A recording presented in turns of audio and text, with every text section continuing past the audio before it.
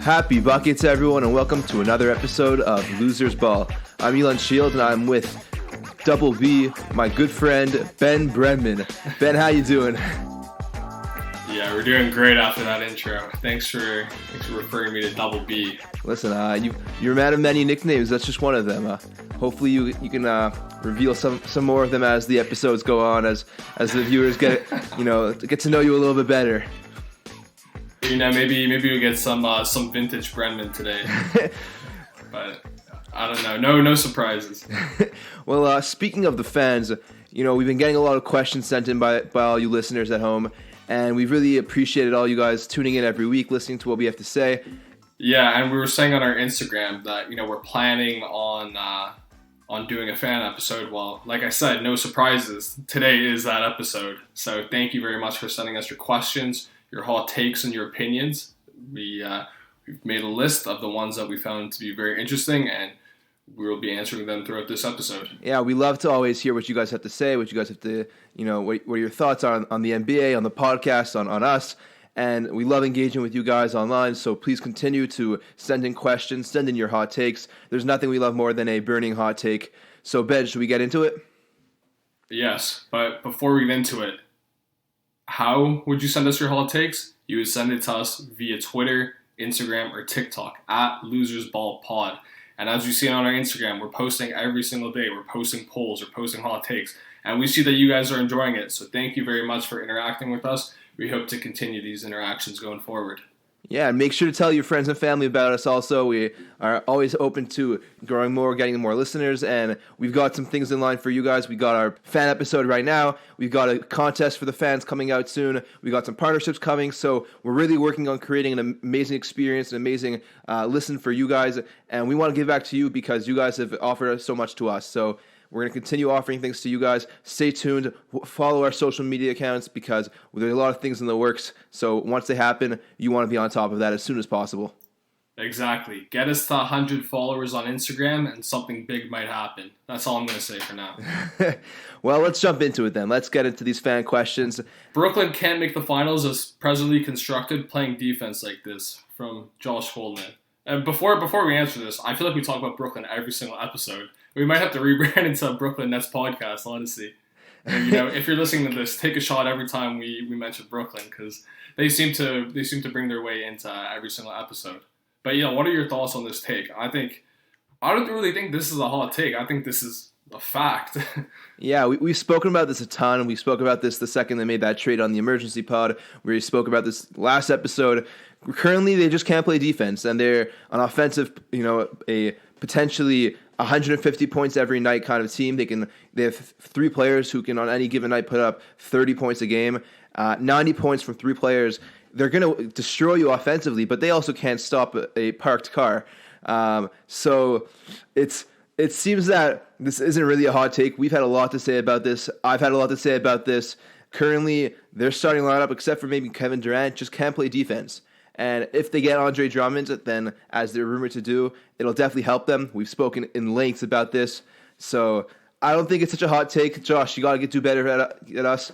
We like them burning hot takes. This is a pretty cold take if I had to say so myself. Nah, this is just a fact. Brooklyn needs that Andre Drummond signing to happen very soon. And they're going to also have to sign some other veteran pieces, some veteran free agents to help them with defense, or else it's going to be an early exit for Brooklyn come this playoffs. Kevin Durant's out until Friday due to COVID tracing. That's a debacle on its own. And without him, without pretty much one of your best defensive players, you're screwed. You lost the Raptors Friday night. You lost to Philly on Saturday night, and it just, as long as he's out, I don't see them doing too well without any other additional pieces helping them on defense. They play Detroit on Tuesday. Did you see Detroit win, Ilan? Detroit gave the Lakers a run for their money Saturday night. They brought them to double overtime. Jeremy Grant stepped up. Josh Jackson stepped up. Mason Plumlee was playing well. But they're also the Detroit Pistons. They had a lucky game Saturday night. They're the worst placed team in the league for a reason. As bad as Brooklyn's defense is, Detroit might be even worse. So I can't really see them winning, but I can't see them getting any wins this season. Any win they get is an upset, it's a surprise. So to me, I don't want to hate on Detroit and on the Detroit fans. Detroit basketball used to be an amazing thing, and right now it's just something that you want to skip.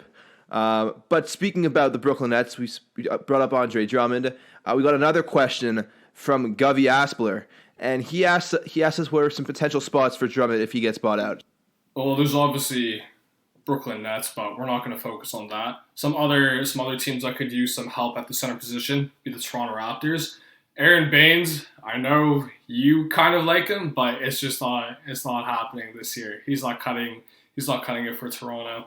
Another spot that you could see him land, I was thinking maybe Golden State. Maybe they want a more veteran player to play the center position, and that could also mentor James Wiseman. And heading into the playoffs, Golden State's trying to make not playoffs, but heading later into the season, Golden State's trying to add another veteran piece to the roster to really stabilize it to make a playoff push. So I wouldn't be surprised if maybe they make a run for Andre Drummond. What do you think?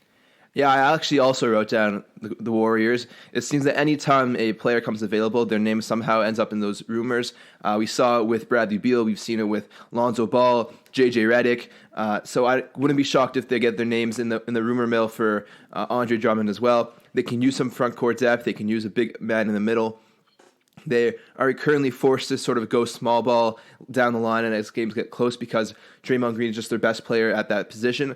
If they can get a defensive cog like Andre Drummond in the middle, it can definitely help them. It can help them in the, make a run for the playoffs, make a run in the playoffs. So I can definitely see the Warriors trying to go for Andre Drummond, a proven big man like him.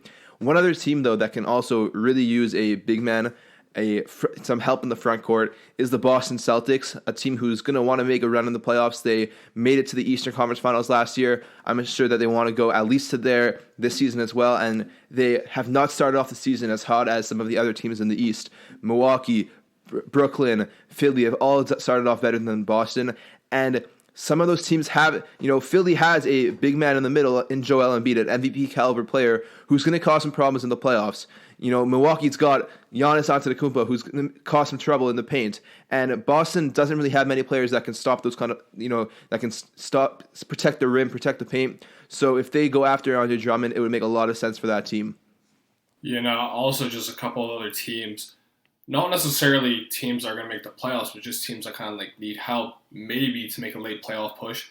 I'll say Dallas could use a center. They could use some help on defense because, the European duo with Luka and Kristaps, it just isn't working out. They need some more pieces. They need some more help for their team. Maybe Portland. Yusuf Nurkic constantly seems like a liability for injury. Portland could use some stable play from the center position. And also Washington, too. Thomas Bryant, he's out. They need a functional center. Robin Lopez, you're a funny guy, but you're just not cutting it for Washington. Maybe if they got an actual center, maybe they'd be able to make a late playoff push. As we've said multiple times, you don't have to be great in the Eastern Conference to make the playoffs. And now with the play-in tournament, you just have to be not bad enough. You have to be far away from the Pistons in terms of playing wise, to make the playoffs. So, maybe if Washington signs Drummond, you have Beal, Westbrook, Drummond as your kind of big three, you might be able to make a late push for the playoffs.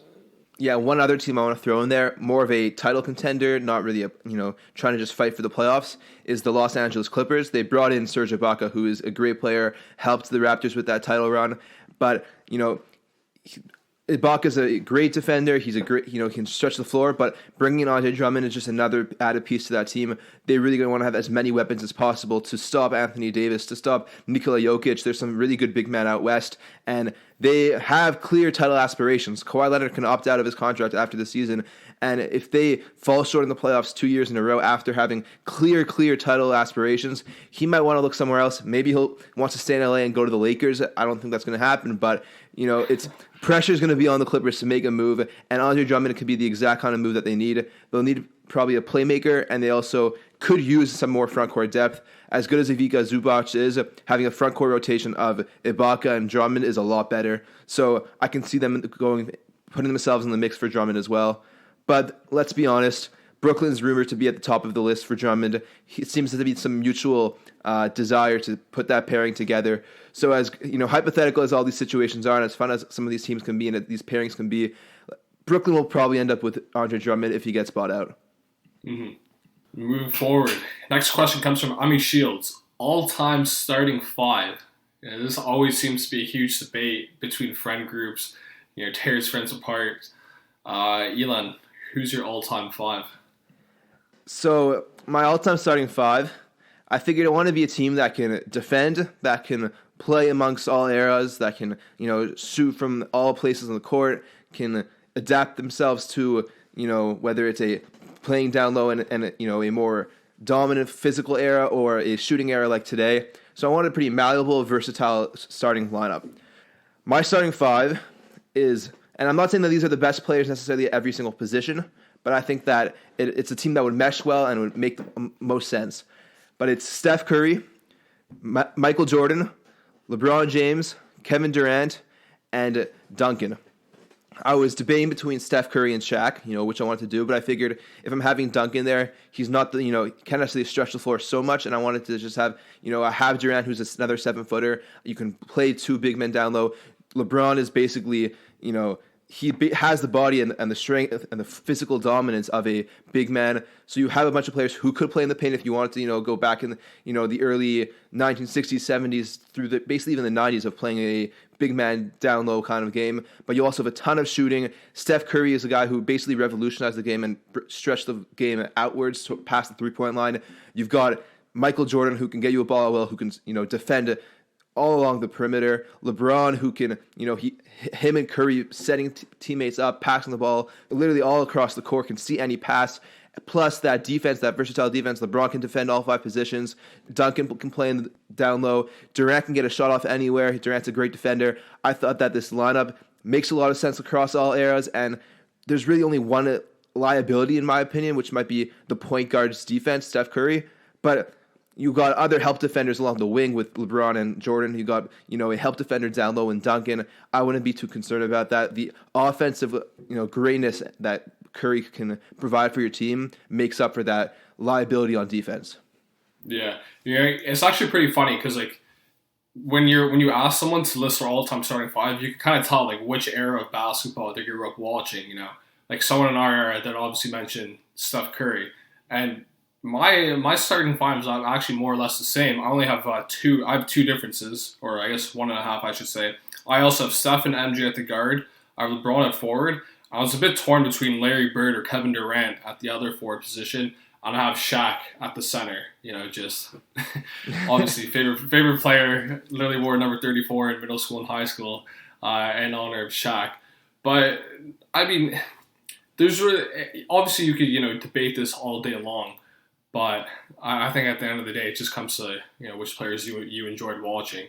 Like you mentioned, I think your team solid, matches up well. I would say my team also would match up well against your team, considering it's more or less the same. But I was debating putting Kobe on, but I figured Kobe and MJ are too similar, and everyone debates the issue with Brooklyn. There's only one ball, and you have 3 ball dominant players with Durant, Kyrie, and Harden. I couldn't have had MJ and Kobe on at the same team. Their competitiveness, the fact that they both want the ball in their hands at all times, I thought it would just clash a little bit too much. So I decided to go for, the best or the second best player of all time, Michael Jordan. And I was also debating between Larry Bird. I was debating between Scottie Pippen. But I figured that what they provide, defensively, Scottie Pippen's defense or Larry Bird's offense, Durant sort of meshes both of them together, so I figured let's go with Durant. But there was a lot of different players. There's many great players of all time, so it was hard. But I like my starting five. Well, Ben, we spoke about our all-time starting five, but what about your all-time international starting five? International players. It can be from Canada, it can be from Europe, it can be from Australia. What would be your all-time international lineup? All-time starting five. Maybe you want to go a full rotation. What do you want to do with this? What's your answer? This is from Brenchwarmer 99. So shout out to Brenchwarmer. Yeah, so this is what I did. I mean, picking all-time international starting lineup, it's tough decision. It's tough to make because a lot of the guys, a lot of like the big name, like a lot of like the international players right now, you can say they're gonna go down in history as like some like the greatest like European, African, overseas international players of all time. So I wasn't gonna make a lineup of just today's current players. Having a lineup of just Joel Embiid, Giannis, Luka, and Jokic. So what I did was I picked one player from each continent to make up my starting five. No American players on this list. So at guard, I have Steve Nash, representing North America. From South America, I have Manu Ginobili, hailing from Argentina. From Australia, I took Ben Simmons. From Europe, I have Dirk Nowitzki. And representing Asia and Africa, I took Hakeem Olajuwon and Yao Ming. I have both of them on the lineup. I think it'd be very disrespectful to leave both of them off. And then, you also have to give a shout out to, as I mentioned before, the current European and international players playing today. I think, if we did this episode like 10 years from now or 20 years from now, I would have most of those guys on my all-time international lineup. But that's what I did. I want to make it, not controversial. Obviously, there's some names I didn't put on, but that is my starting international starting five. What's your take on it? Yeah, you mentioned a lot of players that I had as well. There's some historically great European players. I did do Steve Nash at the one as well. Instead of doing Manu, I did Luka because as great as Manu was, Hall of Fame player, helped with that Spurs dynasty. A big stretch of his career was being a sixth man. He was never the best player on his team, whereas Luka, although he is, in his third season and, his career is extremely fresh and young, and maybe it's, recency bias, he's already in MVP conversation, and just his trajectory of what he's done in overseas back in Europe, and he was even winning MVP at like 16 years old in the EuroLeague. What he's doing, came into the league and took it by storm. His control in the game, the fact that he came in and dominated the Rookie of the Year conversation and has continued to dominate ever since. It was Luka at the two. Then I continued in the modern era at the three with Giannis. Two-time MVP, Defensive Player of the Year as well. He is just a historically great player all time. His resume is already great. All he needs is that championship ring to put him over that top. And then my front court was the same as yours, Dirk and Hakeem. I was debating between Yao Ming. I was debating between Pau Gasol.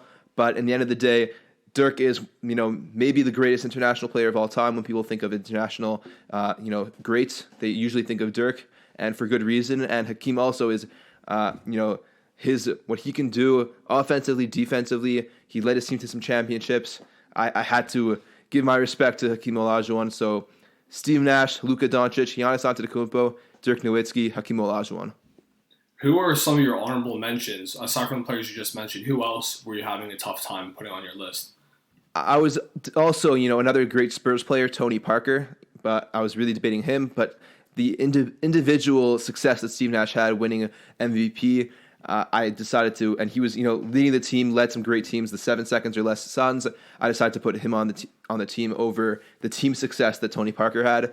Peja Stojakovic, another great player. I was considering putting him at the wing, but again, Giannis, two-time MVP player, one-time Defensive Player of the Year. I had to put him on the team as well. So my backup lineup, I guess, if you had to make a bench, would be Tony Parker, Manu Ginobili, Peja Stojakovic, Pau Gasol, and Yao Ming. What about you? Any other players that weren't mentioned? I would have had Drazen Petrovic at the guard. Obviously, if we're going to do modern players, also Luka Doncic. And then I would take Giannis at the forward position. I would take Embiid as center, and I would kind of use like Jokic as like a stretch forward center. Listen, Jokic can play your point guard, honestly. Well, I just wanted Jokic in the lineup, so that would be my bench. But if we're only going to do current players currently playing in the NBA, give me Kyrie Irving, born in Australia, so I want him at the guard. Give me Luka, then obviously give me Giannis, give me Jokic, and give me Embiid. That would be my modern starting five. Yeah. Even today, there's so many good international players. International scouting has really, blown up in the past, 10, 20 years. You got all these different, European leagues, these international leagues. There's now this African basketball league that the NBA is running. NBA it's a worldwide sport. and they're doing everything they can to continue to extend the game across oceans, across border lines. And I wouldn't be shocked if the face of the league within the next 2 years even is going to be a international player. We already see Giannis is trying to take the reins from LeBron. Luka's, trying to take the reins from LeBron. So, it could be that within the next few years in the Olympics, a team that's not the Team USA would win it all. They would take home the gold medal. International basketball has never been better, in my opinion. Yeah, no, for sure. The NBA's done a great job marketing their product overseas, doing a great job. I would like to see, maybe for 2021 for the Olympics, should they happen, I think maybe Serbia. That's my pick. That's my dark horse to win, the Olympic gold. But funny you mentioned Olympics, because the next question comes from Ball Above Life, and it is the ultimate Team USA roster for this Summer Olympics. So prior to recording this episode, Ilan, I said to you that I have a bit of a twist with what I'm going to do. With what I'm going to ask you to create your own roster. Obviously, you could just say, give me LeBron, Kawhi, KD, Harden, and whoever. That's easy. But we're gonna test you a bit. I'm on Instagram right now. I'm using one of the filters, and we're gonna decide. It's gonna give me a random team, and you're gonna have to select a player from that team to assemble your USA roster. You understand? All right. Let's do it. Okay. So the first team that's been selected is Cleveland. For Cleveland, I'm going to do Colin Sexton. Colin Sexton. Interesting. All right. We're doing team number 2. It's Cleveland again. We actually know what. Do you want to do Cleveland again, or do you want to join another team? Listen, that's up to you, but we should respect the Insta. The Insta gave us Cleveland again. We're doing Cleveland again. Are you doing a Sexland duo? No, I'm going to go after a past Team USA member, Kevin Love. Three ball stretching the floor is really big in the international game. Kevin Love knows it, Team USA. He knows the system. So I think that Kevin Love can provide some veteranship to that team, and I think that he would make a great addition. All right, next team. This might be a bit difficult. Dallas Mavericks. Remember, Team USA. Ooh. You can't take Luka. All right, from Dallas, I'm going to go with Tim Hardaway Jr., a guy who can stretch the floor. He could, provide some perimeter defense. He's pretty athletic. He can be pretty good for that team. This is looking like a Team USA Z lineup, not even D. Next team, okay, you might get a bit of help here. Minnesota Timberwolves. All right, Karl Anthony Towns. Don't even have to think about that one. That's easy. You might want to think of that. I think he represents the Dominican Republic internationally. But he's an American Dominican player. I'll cheat a little bit. I'll say he's American. I'm gonna go with putting Karl Anthony Towns on the American team. All right, fine, fair enough. And the last team, OKC Thunder. OKC Thunder. Initially you want to just go with Shea, but he's Canadian. Lou Dort, also Canadian. Canadian. Yeah, they got a lot of Canadian players. So go again with Al Horford. Actually, never mind. I got Love and Karl Anthony Towns. I don't need those Al two. Horford's Dominican, too. Oh, that's true also. Oh, my God. Okay, you know what? I'll go with George Hill. We'll have a two-guard lineup with Sexton and George Hill. We'll have Tim Hardaway Jr. on the wing, and then Towns and Love in the front court. Give me George Hill. All right. And for a 6-man, Washington Wizards.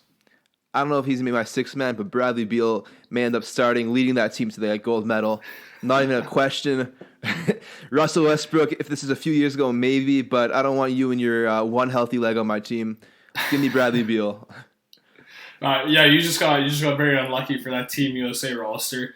I think if that's the roster, then this tournament's wide open. Don't be surprised if Cameroon makes a run for gold. I think Serbia is an easy lock to finish number 1. Yes, listen, it wasn't the team I was expecting. It wasn't the team that I was planning. I was expecting to have some of those locks on the team like LeBron, like Durant, like Harden. But I'm okay with Tim Hardaway Jr. being on my Team USA. You know what? Shout out to the little man. He deserves it. Good for you. Give him the exposure.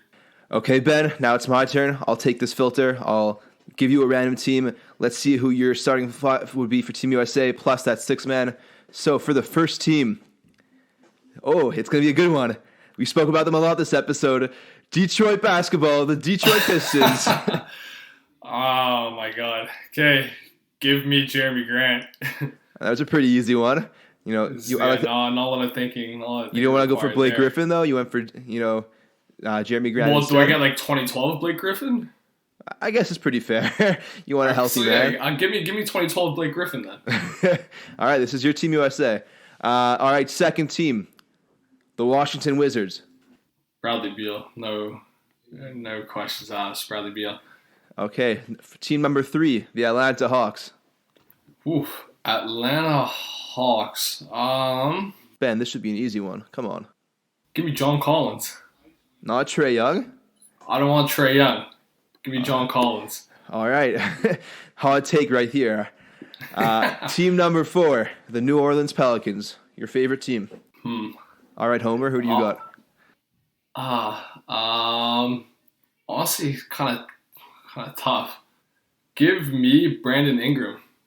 Wow, LeVar Ball is going to be very upset for you on that one. Not choosing his son Lonzo. Well, okay, if I had Charlotte and New Orleans, obviously, it'd be easy. To round out the starting 5 with, so far you have 2012 Blake Griffin, cheating a little bit on that one. You've got Brandon Ingram, you have John Collins, and Bradley Beal. For the 5th team, OKC Thunder. Oh my God. I need a center. I can't even take Horford.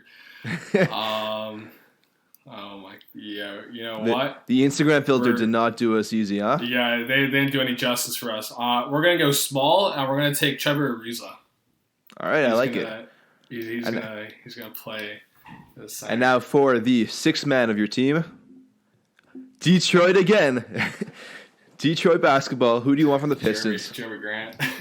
Jeremy Grant. Yeah, this Instagram filter really doesn't like us. They want us to suffer on this episode. It did us dirty. It wants a bit of a competitive Olympic tournament, but, got to give it to the filter. It does what it wants. Okay, moving on. We've got a hot take sent in from Zev Karakowski. But before we get into this hot take, we posted on our Instagram, I think it was on Friday, asking, facts or cap, is Chris Boucher overrated? The reason we asked that question is because this was sent in from Zev Karakowski and Avi Karakowski, claiming that Pascal Siakam and Chris Boucher are overrated. Ilan, is this blasphemous or what? Listen, I think I don't know if I'd say it's blasphemous. There's definitely, some truth to what they're saying. But I think that Boucher, I don't think, is overrated. He had a really, really hot stretch for like 6 games where he was averaging over 20 points, over 2.5 blocks. He was, he's shooting over 40% from 3. He was literally doing it all. And he also was doing that in limited minutes. His per 36 numbers are insane. And he doesn't get that time. He doesn't get those minutes. And he's not starting for that team. And so for the limited amount of time that he does get, for what he does on the, coming off the bench, has been phenomenal. He has cooled down a little bit, and I think there's a lot of hype surrounding him around that 6-game stretch. And it's since, along with his game, also the attention that fandom has cooled down as well. But he's still averaging, it's over 10 points a game, double digits. He's still getting, great defensive numbers, averaging over a block a game within that, the past few games that he's had. Saturday night, he put up a season high, maybe career high 29 points. So he's got it in him. He can hit a shot from anywhere. He can block a shot from anywhere. And as the Raptors reporters love to say, he doesn't just block the shot, but he also blocks the shot and keeps the ball inbounds. And they love that. They don't just give the ball right back over to the other team. So I don't think that Boucher is overrated at all, actually. I think that, the Raptors fans might overrate him a little bit, but the mainstream media actually doesn't give him enough attention for what he can do for the Raptors off the bench. Siakam, I think also he started, he had ever since that 2019 finals run, he took over that team for that, last season up until the bubble, was phenomenal and, played really well as the number 1 option. And then with that extended time off, teams sort of figure out how to stop him. He has a very limited amount of moves that he can use and counter moves to defenses. He's got his famous spin move, but he isn't the most reliable shooter. Call him the laundry machine, because all he does is spin. Yeah, he's got that spin move, but he has to learn how to sort of counter the defensive strategies. I think that he struggled a little bit being the number one option because teams could now really, sort of strategize solely, game plan how to stop him. And I think that he started his basketball career really young. He's constantly adding more moves to his game, and I think that he can continue to develop and continue to add more to his game, learn more about, basketball strategies, basketball IQ. And so he may be a little bit overrated from back when he took over as the number one option. But he was really bad in the bubble, and he started off the season really badly, but he has since then turned it around. He's playing well the past little bit. So I think that actually people hate on him a little bit too much now. He still, I don't think, is a number one option on a championship team, but for a team that's fighting for the playoffs, he can provide some great value for the team. I wouldn't call any of them overrated. I think that, Raptors fans may overrate both of them. They probably definitely overrate Boucher to an extent. Mainstream media, though, definitely underrates Boucher. And I think that Siakam now is pretty accurately rated. People know who he is, what he can do, what he can and can't do. So I disagree with that take. I think that they're either underrated by mainstream media or pretty accurately rated. What about you? Yeah. I mean, for the Boucher situation, I think maybe Raptors fans overhype him. He gets compared to Kevin Durant. I don't know if he's the next Kevin Durant. But I think part of the reason why he gets overhyped is, one, his story, and two, because he's Canadian. Obviously, Canadian broadcasters are going to, start hyping up a Canadian player to be like, oh, he's one of us. And plus his story of what he played back. He only started playing basketball in his late teens. He's another product of the G League and a successful product of the G League, made his way up to the Raptors and has helped contribute to the team, and especially having, breakout year, being in contention for Sixth Man of the Year. So yeah, obviously they're going to give him the hype because he's part of a story that sells to Raptors fans, and he's part of that Raptor mentality, homegrown players developing through the G League, coming up to the Raptors and, performing in the NBA. So I think that's why, you hear a lot about him, at least in Canada. I can't really comment on what ESPN or, what the U.S. media is saying about him, but I feel like they don't really say much about him, which yeah, obviously is fair. And for Siakam, I can understand why you might think he's overrated, constantly doing spin moves here and there, getting clowned on social media, and, just his poor performance in the bubble definitely didn't help him, in terms of being rated, underrated, overrated. So I understand that. However, look, he's a young guy. He's going through a bit of a struggle playing right now. His numbers are a bit down from last year, but I wouldn't call him overrated. I don't think people are comparing him to the second coming of LeBron or anything like that. But I was when I got this message, I was just kind of blown away by it. That was honestly a take. Yeah, you mentioned also that people are comparing Boucher to Durant. I haven't heard that, but I think that the last time Raptors fans compared a player, a Raptors player to Durant was Bruno Caboclo, called the Brazilian Kevin Durant.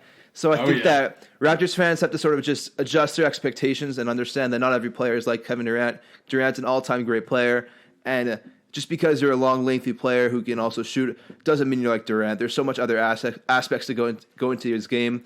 So let's stop calling Bruno the next KD. Let's stop calling Boucher the next KD. Let's just let KD be the only KD. All right, let's move on. Another Raptors question. This one sent in by Eli Wadrow. I hope I pronounced that correctly. I apologize if I didn't. But this question for you, Ben: was cutting Alex Len a good decision? Could they have kept him for a potential trade? What are your thoughts? Is water wet? I'm going to say yes. I know it's a big debate. Yes. Well, what was Alex Len going to do for you? Or who were you going to trade him with? He cleared waivers and he was signed. I feel like there weren't a lot of teams that were trying to, were having a bidding war to sign Alex Len. Yes, it was a good decision. Should they get rid of Baines? Yes. Do they need a center? Yes. I don't think there's a lot of debate here, unless you have something else to say. No, not too much to say. He was a minimum player, provided not so much value. If he's going to move the needle on a trade that doesn't get completed, gets completed, then a team, a front office has to get fired because Alex Len should not be preventing any trade from being completed other than contractual reasons, and his contract can easily be matched by any other minimum player. I don't think that it was, I think it was just a really irrelevant decision to cut him. It didn't really make a difference in the grand scheme of things. He wasn't playing too much. He wasn't really in the rotation, so like they cut him. Like that's pretty much it. Thank you for the question. I would have traded him for a 3rd round pick. That's what I would have done.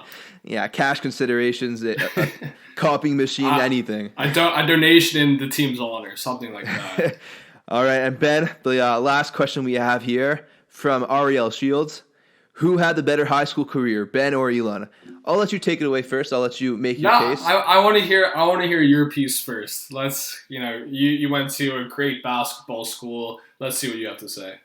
Yeah, I went to an all-Jewish school who actually, we had some good years, some bad years. My JV years, we never won a game. My varsity years, we went to the finals. So big, wide range of how the team's success did.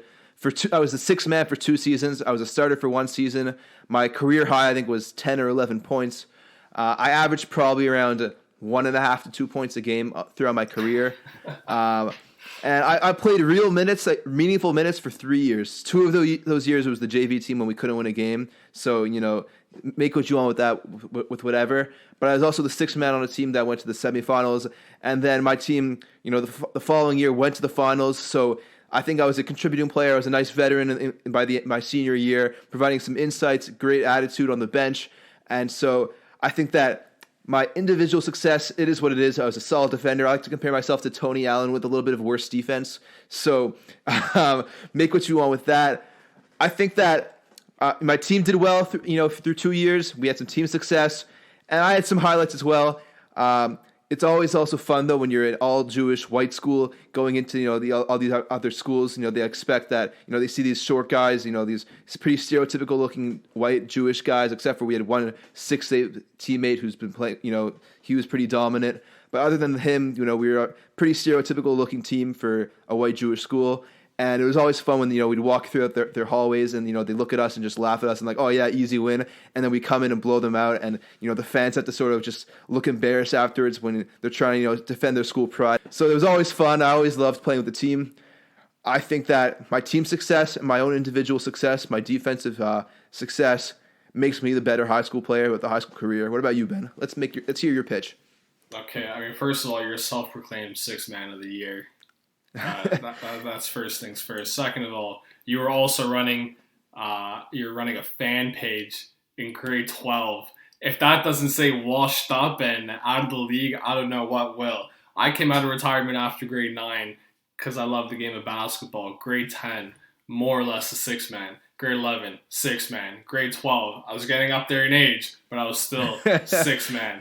I provided some veteran presence, gave the younger players some pointers and tips of playing in the wire AA. Career high 10 points, probably averaged around 2.1 points per game in my career. Dropped some dimes here and there and grabbed some boards. I think probably my best stat line was like 11, 9, and 4. Not to mention a game winner that game. So I really don't think this is up for debate. Ilan, I'll be more than glad to play you in a one-on-one once the weather gets nicer. I could shoot the ball now. I could drive. I could do everything. I'm better than you. This shouldn't be a debate. I don't know why we're entertaining this question. Listen, if I had a better supporting cast around me for the first 2 years, I don't even think this would even be a question. I had my own teammate block me once in a game. Imagine showing up to a game and having your own teammate block you on a layup nonetheless, an open layup. That's the kind of teammates I was dealing with. You know who you are, who I'm talking about. I'm not going to give out, call them out by name, but I had to deal with some I think if you had a better supporting cast, in your first 2 years, you wouldn't even be playing. You'd be on the bench. Nah, I'd be leading that team. We'd be making the playoffs and making probably going to the finals.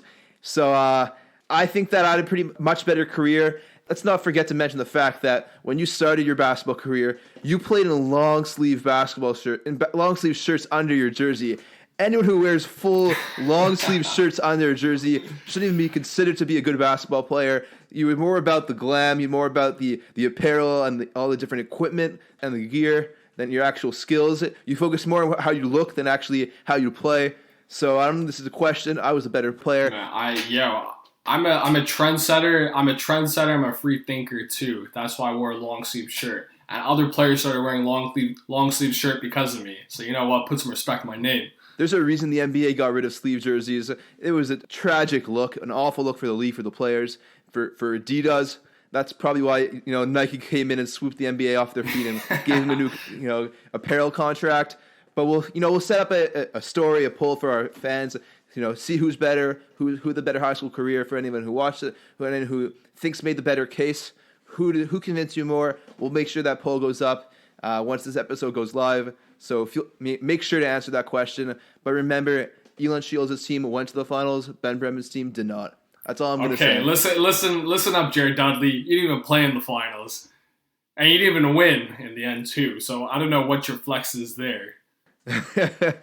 Listen, if I would have played, maybe we would have won. That's all I'm going to say. Okay. Yeah, okay. All right. Well, I think on that note, we should probably wrap this up.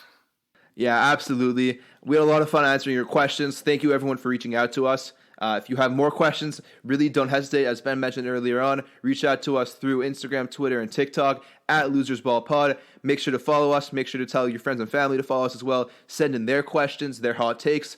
Nothing excites us more than a steaming hot take, so send them in. And remember, there's no such thing as a stupid question or a stupid take. Absolutely. Happy buckets, everyone. And from our listeners in Texas, we've noticed you. So to you, I want to say, howdy buckets. Thank you very much. We'll see you guys next week.